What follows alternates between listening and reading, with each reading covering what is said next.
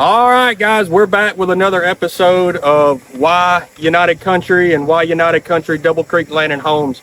We took a couple weeks off, went on a mission trip, was very successful on the mission trip, had a couple salvations on that deal, and the Lord really worked, and we were proud to be a part of that. But nonetheless, we're back here in action, and we're going to introduce to you another expert agent, Mr. Wyatt Pearson. And I'm gonna give him a brief minute to talk about himself and tell you what he brings to the table as an agent here at Double Creek Land and Homes.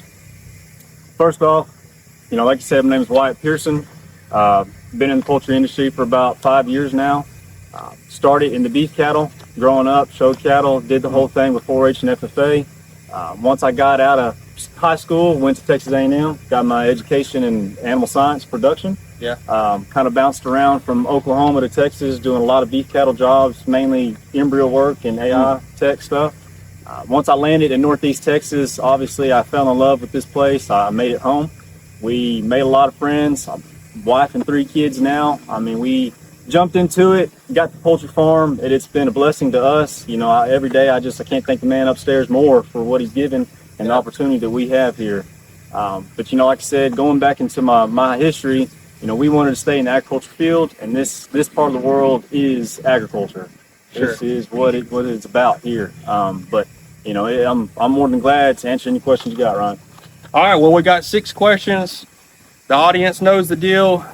Wyatt's gonna give his best explanation and kind of answer these in a professional way that he is towards poultry farms and the cattle beef market. So, question number 1.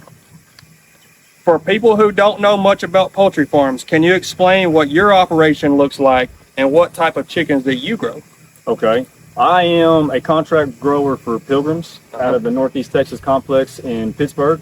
We have 5 300-foot houses. They're 40 by 300. They house 16,000 birds apiece, and we grow... I'm sorry, man. You edit that out. We'll restart that question. How you gonna do that? No, keep going. Okay. See, we are genuine, if that makes sense. Go ahead. Like I said, these houses are 40 by 300. They house 16,000 birds apiece. We grow the 6-week-old birds, which is considered small birds. We go 5 flocks a year, sometimes maybe 6. But we're heavily, and it's a high production. I mean, we 6 weeks in, 3 weeks off, back in to 6 weeks on. So you got a high survival rate too, huh? We do. I mean, we're kind of more about that 90, 96, 97, so we're pretty high, especially for, Pilgrims is non-antibiotics now. And that kind of changed the program with a lot of these poultry farms. And so, back in the day, 98 was about average, but now, you're kind of sitting about at 96, 97. Well, that's great. Good to hear no antibiotic. I think there's a big deal on that, all natural stuff. Very big deal. The thing that we're putting in our bodies is becoming more and more prevalent with the government we have in place now. Yeah, consumers like to see that sticker on their meat. And I think that sells. So cool. Number 2, what are the most important things a buyer should look for when evaluating a chicken farm? The houses, equipment, or any upgrades, something like that? Overall, I mean, I think structure of the houses is going to be first. Yeah. What those things are, because most of these things were built back in the 80s and 90s. So they're going on 30 years now, some of them 35. These newer ones, you can kind of get in them and see what's going on pretty quick. But these older houses that are like these, you really want to focus on what the structure is and then go into your equipment. A lot of the equipment in these things are going to be the brooders, the feed lines, and the drinkers. Gotcha. And the fans obviously is a big deal too. So those are one of the things that you really want to focus on and pay attention to. And you really don't want to cut any corners there. You want to make sure that you have everything that's going to give you best efficiency and the high production there. So this one was a little older when you bought it.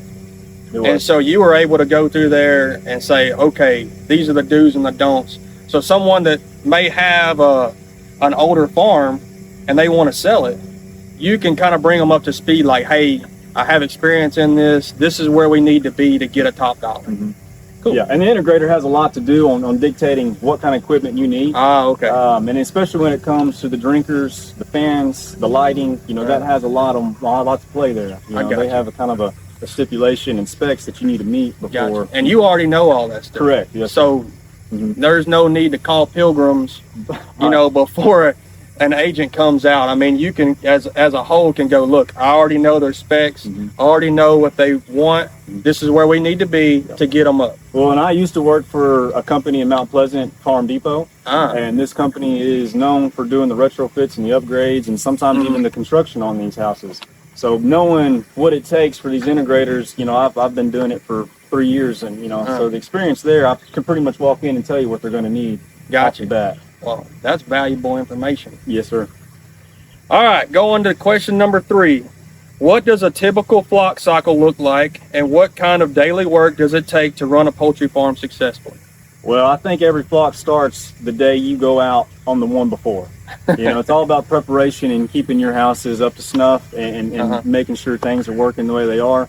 But you know, typically you start 2-3 days before birds are brought to you, and you got to get all your equipment down, make sure everything's set up like it's supposed to be. Chicks come at you the day of, they're hatched. I mean, they come to you hatched right then. You grow them out for the grow period. Some of them are 6, others can be 9. You know, it just depends on what bird you're growing.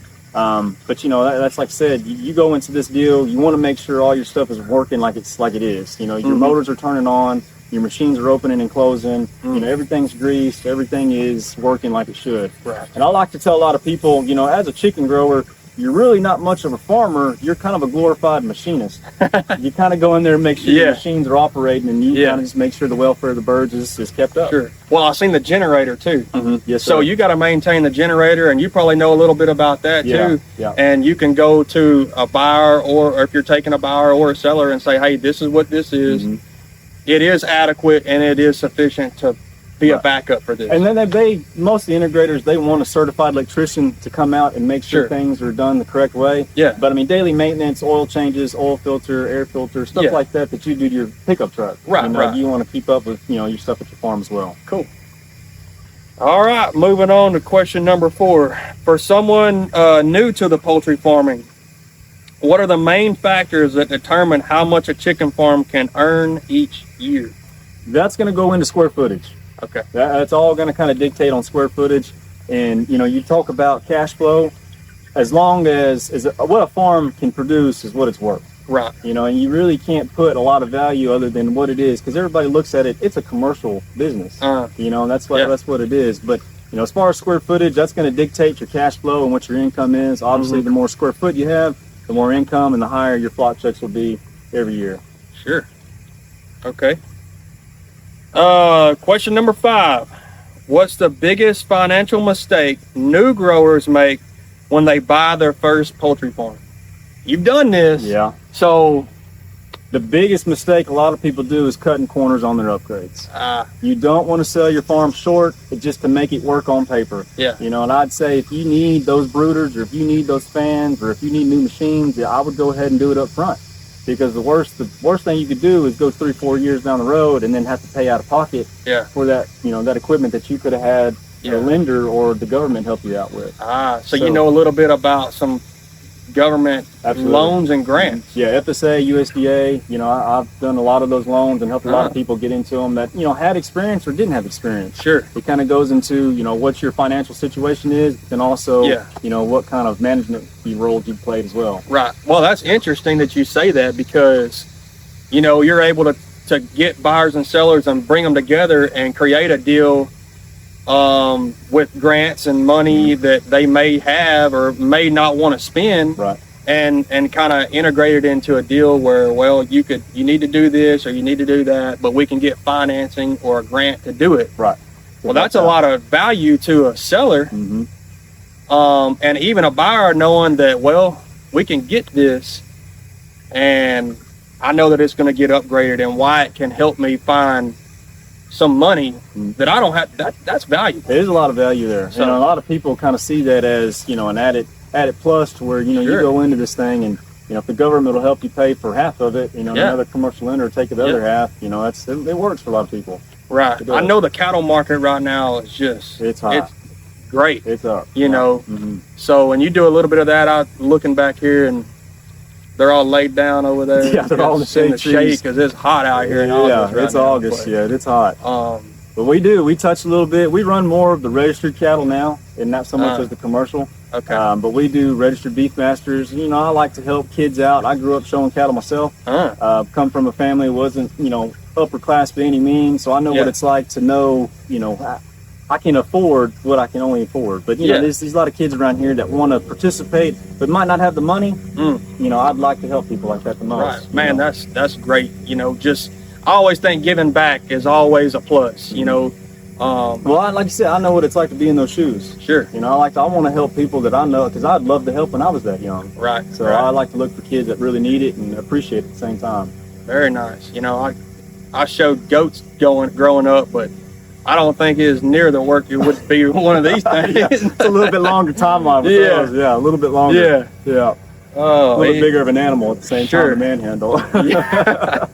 Yeah, I picked that thing up and just put it against set him up. And I mean, I had 2 of them, and man, I didn't even put them in pens. They slept on the porch with my dog. Seriously, and then these people were like, how'd you get that goat? Heck, he runs free like the dogs, and he got all the exercise, and I pet him. But anyway, that's pretty cool. Yeah, it is. It is neat. That FFA deal, I mean, it's one of those things where, you know, a kid kind of needs that growing up. Absolutely. That responsibility and just what that does for a child, you know, it really helps them. I believe if it wasn't for showing cattle and doing the stuff I did as a kid, I don't know if I would have gotten into A&M. That really helped me with my connections get to that point. Wow. Well, I mean, everybody knows I'm a Longhorn fan, but I mean, when it comes to agricultural stuff, I mean, A&M does have it going on. I think Texas Tech's got the veterinarian part down.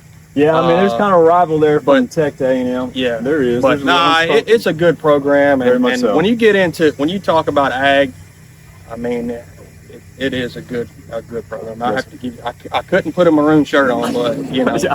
Hey, I'm born right outside that Austin area, born and raised. You know, I grew up a Longhorn fan, and so I guess, you know, I like to tell people I came to my senses. I joined the A&M clan, and I guess I had a drink of that Kool-Aid, and there was no looking back. Well, you know, once you drink the Kool-Aid, that is it. You're pretty much in there. All right, so on to number 6. What's the biggest piece of advice you would give someone thinking about buying a poultry farm here in Northeast Texas? Biggest piece of advice, I would say, know what you can handle. Yeah. A lot of people get into this business and kind of overshoot. Sure. And then the management kind of starts to fall off a little bit, you know, and I really think the big thing about it is know your limitations, but also have a goal. You know, have a goal of what you're trying to obtain here, because if you don't strive for something in this business, you know, you're just gonna you're kind of flatline. You know, you want to have a goal, whether that's a gross amount or whether that's a you know, a weight on a bird or whatever it may be. You want to be striving for something, because if you're not, you're really not going to set yourself apart from a lot of these other growers. You know, and I like to tell people that don't understand a lot about the chicken business is, you know, if you go in there and really give it all on that investment, it's going to pay itself off, and it's going to help you along the way. You know, I don't know any commercial business, and even in the agriculture field, that gives you this kind of return on investment from year 1 to the end of the term. It really kind of gets you to the point where a lot of people that buy chicken farms start looking 3 or 4 years later about expansion, grabbing another one. So I really think it's all about what you can manage, what you're comfortable with, and then also, you know, location is a big role too. Right. And that's just anything in real estate, obviously. Yeah. Well, I'm gonna go off script for just a minute. So, could you help someone that's watching this video that don't have a poultry farm, but they got 100 acres that they could put a poultry farm on? Yeah. Could you help lead them in that direction? Yeah, there's a lot of lenders that will do the new constructions, and a lot of these guys that have the land already. I mean, Pilgrims here in this complex, they're all about, there's a high demand. Yeah. This is a protein-based, you know, animal that is in really high demand. I don't think they have enough farms to put up with what they want to produce. Really? So they're all about expansion. They're all about building. The new constructions, honestly, kind of gets into the role of, you know, it's easier to get insurance on. It's easier to kind of have everything operating because the machines aren't that old. You know, the equipment's not that, you know, so it's a little bit better. You know, if you already have the land and you're interested in getting in the poultry deal, you know, I think there's a couple lenders that you can sit down with and run numbers and really get going. Cool. Absolutely. Well, we're going to close it out here. Man, you've brought a ton of information for us, and on both sides of the deal, the real estate, the investment side. We talked about how you got started and the knowledge that you've gained over the course of 5 years of doing it. Then a little bit about the beef side of it and raising select steers. Yeah. So breeder bulls, replacement heifers, stuff like that. Absolutely. Okay. I would say, to kind of go more off script, if you're interested in the business, this is a business that'll put you in the place you want to be. Wow. It really will. Yeah. I mean, it's a lot of hard work. Yeah. I mean, I'm not going to say it's easy, because it's not that easy, but it's something that if you have the capacity and the willingness to work, it's worth it. Wow. It really is. Well, there's a lot of people out there that want to work from home. I mean, I drove past your house before we got here. Right at the front. I mean, if you want to work at home and it's a good living. Right. And you get to raise your kids, and we talked about valuable lessons and stuff. I imagine these kids, they're inside there with absolutely. So they're in there with they're making memories with dad and on the farm kind of thing. Learning everyday skills that they probably don't even understand they're learning at the time. Right. You know? It's one of those deals to where I'm blessed to have it right now. Obviously, the goal is to down the road to get more and to expand and to keep going. But just to be where we are right now, I mean, it's been a blessing. Wow. With this farm, it really has been. Well, Wyatt, close us out. Tell us where we can find you, name, phone number, email address. You can call me. My direct cell phone number is 512-968-8909. My email address is Wyatt, W-Y-A-T-T, at Double Creek Real Estate. I'm here to answer any questions you have, whether it's about beef cattle, poultry farm, or anything in between. I love helping people get in this situation. Like I said, it's been a blessing for me and my family, and anybody that's willing to do the same thing, I'm here to help. Man, that's awesome. All right, guys, we'll see you next week, hopefully on the next episode of Why United Country and Why United Country Double Creek Land and Homes as your premier brokerage here in Northeast Texas and Southwest Arkansas. And I'm Ryan Green, rural land specialist, and you can call me at 903-824-4484. I'll get you in contact with Wyatt if you got questions about poultry farms or whatnot. Man, we're just here to help, and we're just blessed to have a job where we can work from home and be with our kids and family on a week to week basis and even a day-to-day basis. Anyways, y'all have a good day and God bless. Thanks and gig 'em.